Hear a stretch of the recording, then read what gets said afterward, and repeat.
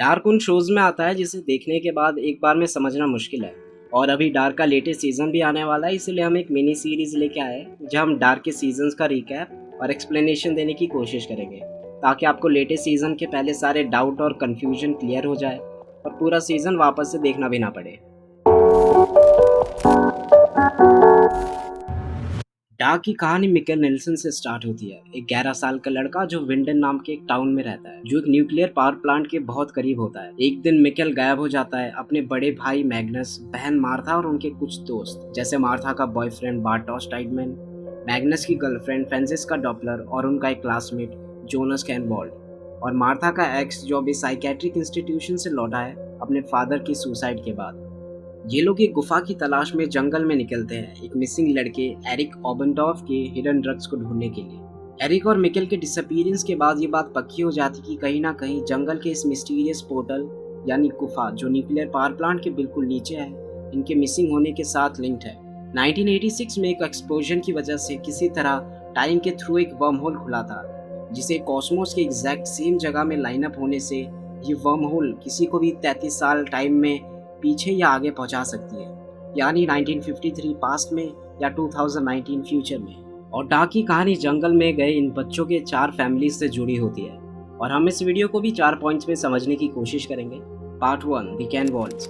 जून 21, 2019 को जोनस के father Michael कैनवॉल suicide कर लेते हैं और अपने बेटे यानी जोनस के लिए एक नोट छोड़ के जाते हैं, लेकिन माइकल की माँ उसे छुपा के रख देती है। अपने फादर के सुसाइड के बाद जोनस को एक साइकेट्रिक इंस्टीट्यूट जाना पड़ जाता है, जिसकी वजह से उसे मार्था के साथ अपने रिलेशनशिप को भी ख़त्म करना पड़ता है, और मार्था कुछ टाइम बाद जोनस के बेस्ट फ्रेंड बार्टोस को डेट करने लग जाती है।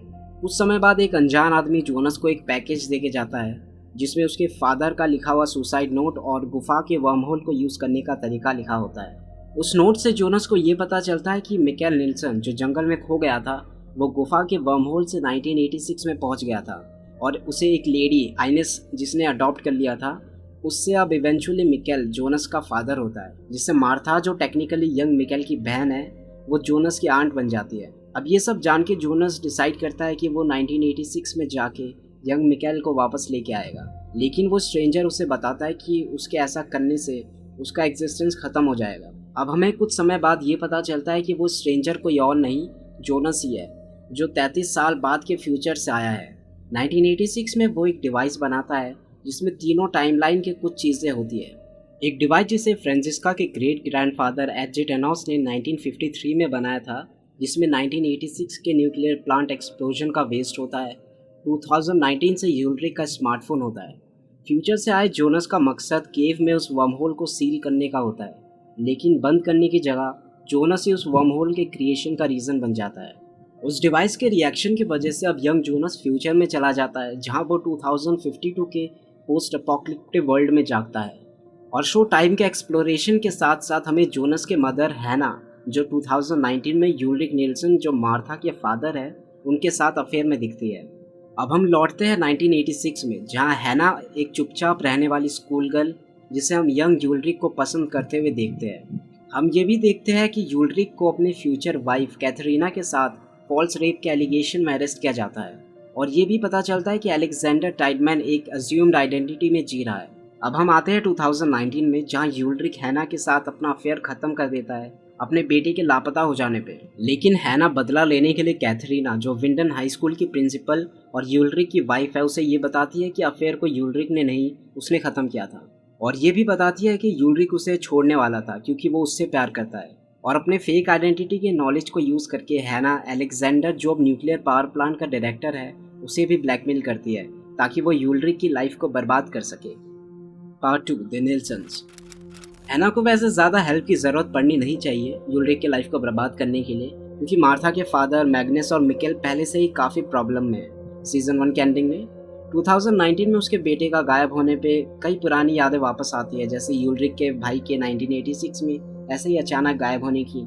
एक यंग लड़की की भी बॉडी जंगल में मिलती है जो मिकेल की नहीं है, ये कंफर्म नहीं हो पाता इन्वेस्टिगेशन के दौरान यूलरिक को, लेकिन ये पता चल जाता है कि जो लड़की की बॉडी जंगल में मिलती है वो और किसी की नहीं, उसी के भाई की थी, जो 1986 में लापता हो गया था। अब इकॉन टिडमैन के पास से कुछ नोट्स मिलने के बाद, जो 1986 में पुलिस चीफ था यूलरिक, इस बात से कन्विंस हो जाता है कि हेल्ज डॉपलर कहीं ना कहीं उसके भाई के डेथ और एरिक, मिकेल और यासिन के लापता की वजह है। यंग एलिजाबेथ डॉपलर और तीसरा लड़का जो 2019 से गायब हुआ था, वो आखिरी बार एक मिस्टीरियस प्रीस्ट के साथ देखे गए थे जिसका नाम नोआ है। यूल्ड्रिक हेल्ज को फॉलो करता है जिसकी वजह से वो वर्महोल के जरिए 1953 में पहुंच जाता है, जहां अभी दो अनजान बॉडीज, एक एरिक की और दूसरा यासिन 2019 से न्यूक्लियर पावर प्लांट के पास डिस्कवर होती है। यूल्ड्रिक को ऐसा लगता है कि वो इन सब मर्डर्स को रोक सकता है अगर वो यंग हेल्ज जो 1953 में है उसे मार दे तो, जिसे वो यंग हेल्ज को पत्थर से मारता भी है, लेकिन यंग हेल्ज किसी तरह बच जाता है। लेकिन अब उसका चेहरा बर्बाद हो चुका होता है और ब्रेन डैमेज होता है। अब जबकि यंग हेल्ज जिंदा है और यूरिक कुछ चेंज भी नहीं कर पाता, बल्कि वो उस हेल्ज को बना देता है जो नोआ के कहने पे उसका शागिर्द बन जाता है और फ्यूचर में होने वाले घटना की वजह भी। खून से कवर यूल्ड्रिक को यंग एगॉन टेडमैन अरेस्ट कर लेता है एरिक और यासिन के मर्डर के सस्पेक्ट में।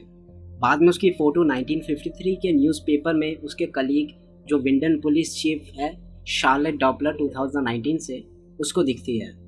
Part 3 the Doppler's.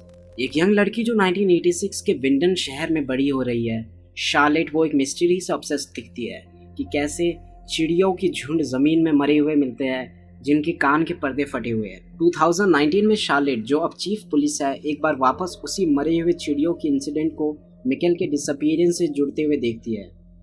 शार्लेट के अपने हस्बैंड के साथ रिलेशनशिप कुछ तनाव से भरे हुए दिखते हैं। पीटर जिसके साथ वो अभी भी है, जबकि उसका एक ट्रांसजेंडर प्रोस्टिट्यूट के साथ अफेयर चल रहा है। शार्लेट के दो बच्चे हैं, फ्रांसिस्का जो मैग्नस निल्सन को डेट कर रही है और उसकी छोटी बहन एलिजाबेथ जो मिसिंग यासिन की फ्रेंड है।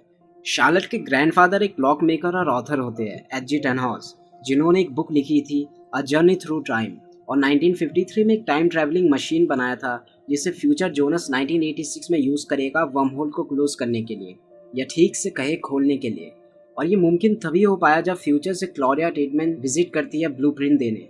अब 2019 में शार्लेट फाइनली यकीन कर लेती है उसके ग्रैंडफादर की टाइम ट्रैवल की थ्योरी को अपने कलीग यूल्ड्रिक के पिक्चर को देख के 1953 के न्यूज़ आर्टिकल में।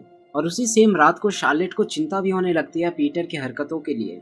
जब से मिकेल मिसिंग होता है, पहले उसे लगता है कि वो बेनी के पास गया था, लेकिन बाद में उसे शक होता है कि मिकेल के गायब होने के पीछे पीटर का हाथ है। इनफैक्ट पीटर ड्राइव करके जाता भी है बेनेट से मिलने के बहाने, लेकिन वहां जाने की जगह वो डॉपलर के फॉरेस्ट केबिन के बंकर में चला जाता है जो डायरेक्ट वर्महोल के ऊपर होता है। और जैसे वो प्रेयर करता है उसके सामने एक पोर्टल खुल जाता है जिसमें से मैड्स निल्सन की बॉडी गिरती है 1986 से। बॉडी को चेक करने के बाद आईडी से कंफर्म हो जाता है कि वो कौन है।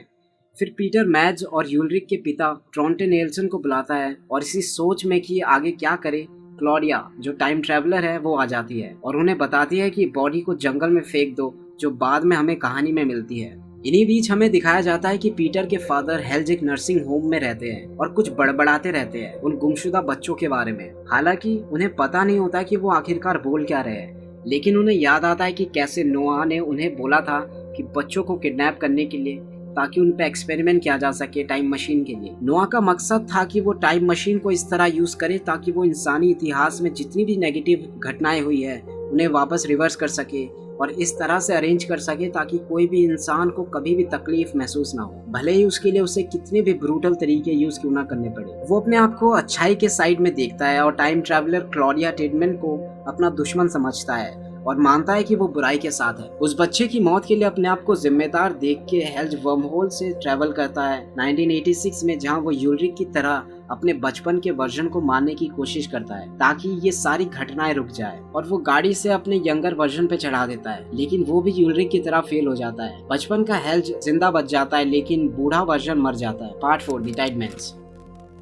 और टाइम ट्रैवलिंग वॉरियर बनने से पहले यंग क्लॉडिया टाइडमैन 1953 में पुलिस ऑफिसर ईगॉन टाइडमैन की बेटी होती है और एक यंग हेल्ज की ट्यूटर भी, जो न्यूक्लियर पावर प्लांट के फाउंडर बर्न डॉपलर का बेटा होता है। और टाइम के साथ वो बड़ी होकर पावर प्लांट की डायरेक्टर बन जाती है 1986 में और उसे पता चलता है कि न्यूक्लियर वेस्ट से भरे कुछ बैरल्स विंडर के उसी गुफा में छुपाए होते हैं जो एक वेल्डेड डोर के पीछे होते हैं। गुफा में ही क्लॉडिया अपने डॉग से वापस रियूनाइट होती है जो 1953 में मिसिंग हो गया था। हमें स्टोरी में ये भी दिखाया जाता है कि Claudia a journey through time के बुक से काफी ऑब्सेस्ड है और इसी बुक की कॉपी उसने बर्न्स के बेटे हेल्ज को भी उसके जॉब के पहले दिन में दिया था। इसके कुछ समय बाद वो विंडन से चली जाती है और कभी भी नहीं दिखती है। तब तक जब उसी की एल्डरली वर्जन 2052 से पीटर और ट्रॉन्टे को मैच की बॉडी के साथ हेल्प करती है और 1986 में नोआ को धोखा देती है और टेनोस को डिवाइस का ब्लूप्रिंट दे देती है 1953 में। क्लॉडिया की बेटी रेजिना, जो पॉसिबली ट्रॉन्टे नेल्सन के अफेयर का नतीजा हो सकता है, वो बड़ी हो जाती है और एक होटल वेंडन की मालकिन बन जाती है। और रेजिना का हस्बैंड अलेक्जेंडर, जिसका असली नाम बोरिस नेलवेल, जो एक फेक आइडेंटिटी के साथ जीता है, वो क्लॉडिया का जॉब ले लेता है और पावर प्लांट का डायरेक्टर बन जाता है। हमें अब दिखता है यूल्रिक मिकेल के गायब होने के छानबीन में पावर प्लांट के आसपास 2019 में दिखता है। गुफा से टॉक्सिक वेस्ट के बैरल को ले जाने की कोशिश में फ्यूचर जोनस वहां से रेडियो एक्टिव मटेरियल लेने में सफल हो जाता है, जिससे अब वो टाइम ट्रेवल डिवाइस चला सकता है। बाद में अलेक्जेंडर हैना के बिछाए जाल में फंस जाता है ताकि यूल्रिक के लाइफ को बर्बाद कर सके।